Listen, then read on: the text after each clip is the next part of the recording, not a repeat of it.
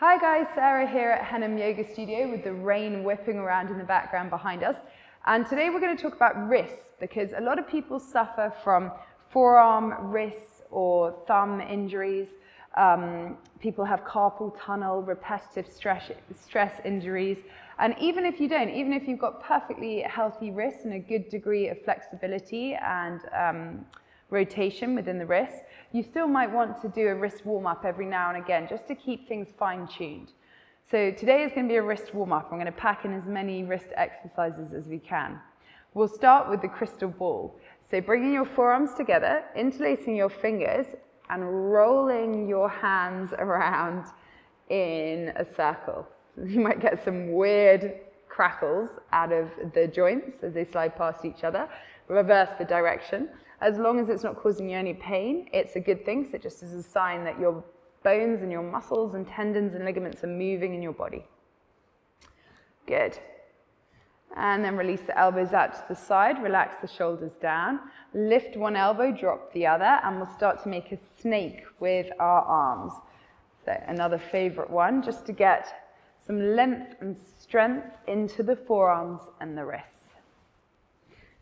And then we're going to speed it up for 5, 4, make a ripple if you can, 3, 2, 1.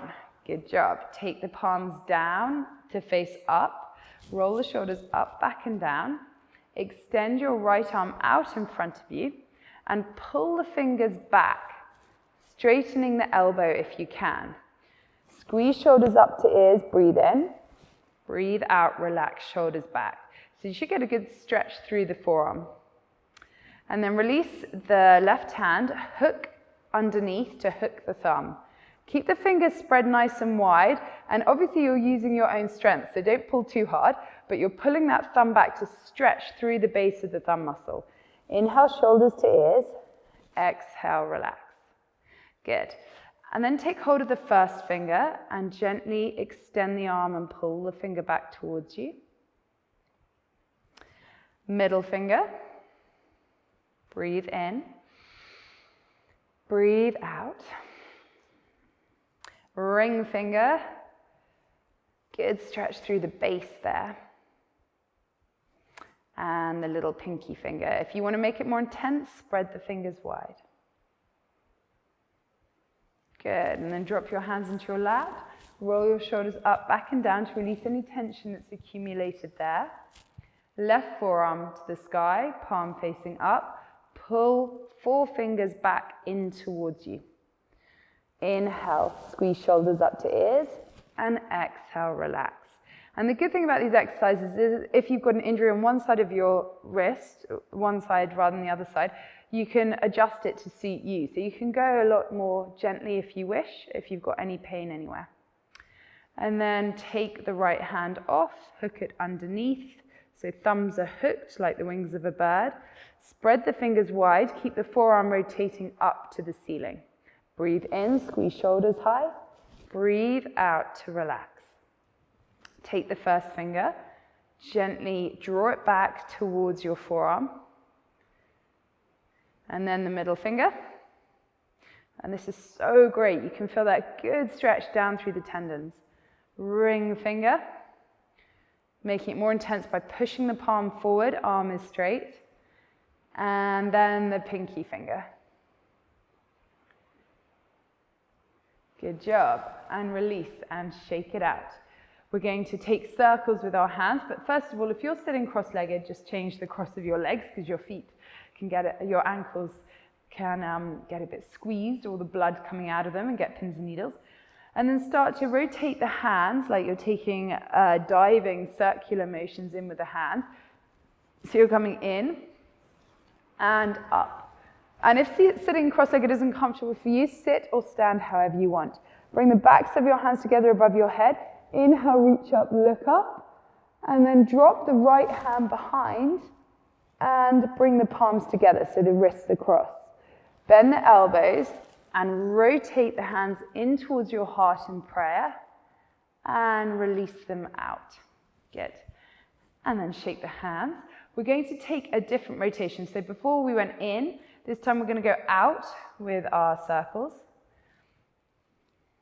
You can make them really small or you can make them more expressive and big. Just getting that essential movement into the bones and joints of the hands and wrists. Coming all the way up above your head, reaching to the ceiling. Backs of hands meet. Inhale, lift the heart, straight arms. Drop the left hand behind you. Cross the wrists, palms meet. Reach up a little higher. Squeeze the biceps to the ears. Bend the elbows and start to draw the fingers in towards your heart. And rotate them out, send them away. Good. Roll the shoulders up, back, and down. From here, we're going to come onto our hands and knees. So finding our way onto your hands and knees. And first of all, we're going to pad the hands. So lifting up one hand and placing it down. So much the way a cat paws at a sofa. You're just flipping the wrists up, releasing the fingers down. Seeing if you can keep the fingers separated from each other. Good. And then from here, making sure the hands have landed underneath the wrists, roll on in a circle on the base of your palms. So you're imagining that circle on the base of your palms and you're rolling around that. And I don't know if you heard, I get some good cracks out of my finger joints there when I do that. So the air is moving out from between the bones, which feels great. See if you can keep the fingers spread and lifting them up, down and around. Change the direction of your donut rolls on the base of your palms. Good. And then release the hands. Flip the right palm to face up, fingers face your knee. Bend the elbow and look over the opposite shoulder. And straighten the arm, look back straight, look in front of you. As you exhale, bend the elbow and look over your left shoulder. As you inhale, lift back up. Good job. Releasing for 3. Straightening up. 2 more. Working with your body.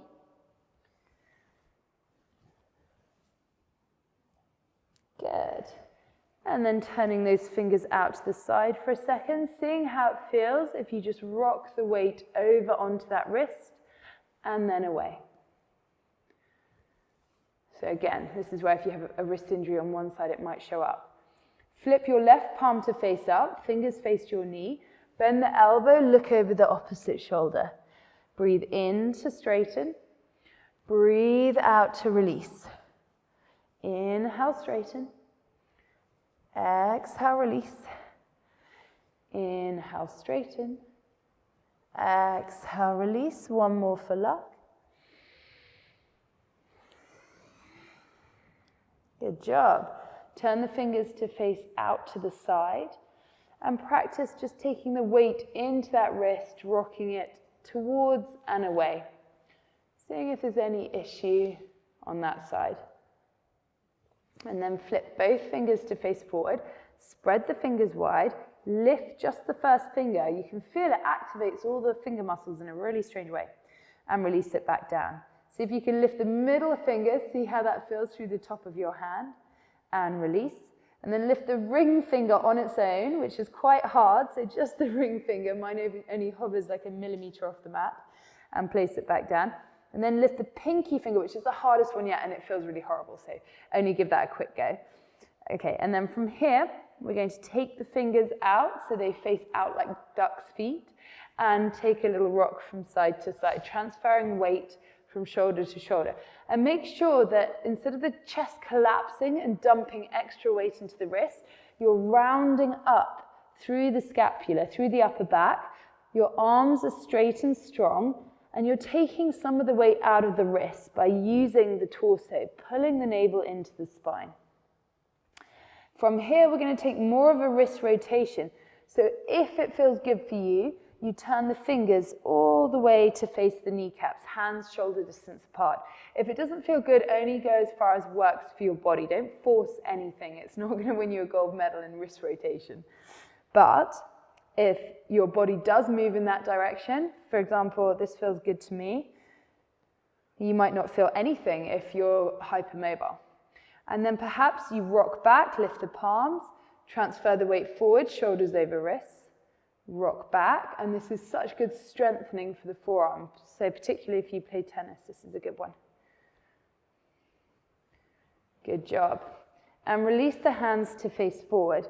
Last one is you flip the palms to face up, fingers face forward, and see what it's like to press into the back of the hands. Again, take the weight out by rounding through the upper back. Breathe in. And breathe out, release. Tuck your toes, sit back on your heels. Give your hands a little shake out. Nice gentle release, shake all around, whatever feels good for them. They should feel very active and woken up now. Shouldn't have any coldness in your fingertips. All the blood's flowing. And from here, we'll come back to sit. And turn your palms to face you. Have a look at them. See if you can spread all 10 fingers equally wide apart. And then turn the palms to face down. Again, spread the fingers equally wide apart. And find Dhyana Mudra, placing one palm on top of the other and fingers touch. Thank you for joining me for the wrist warm-up, and I hope that helped. Namaste.